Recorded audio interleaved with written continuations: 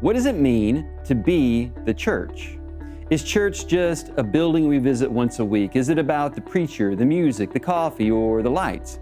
Does church happen only in big buildings when there's world-class production? What about when churches gather in homes or schools or parks? What makes someone a part of a church?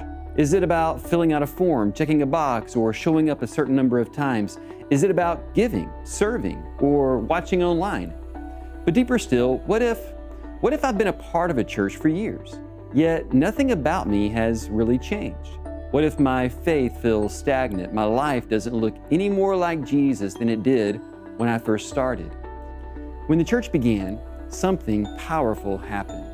A spiritual awakening swept across the world as people heard the truth about Jesus, who died, rose again, and ascended into heaven. His followers shared his message with boldness, and the church exploded with life, faith, hope, and love. Scripture says this about the early church: the Lord was with them. And I don't know if you've noticed, but something is stirring again.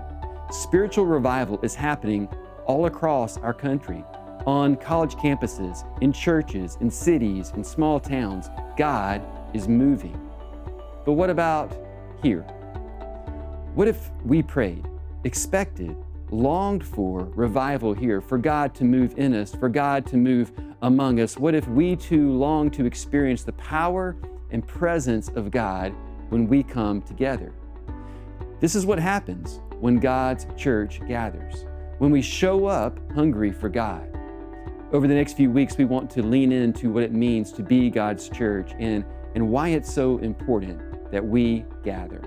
I want to not only invite you, but I want to ask you to join us, to prioritize being here and being with us. Let's come together with a hunger for God, and let's ask God to do what only God can do.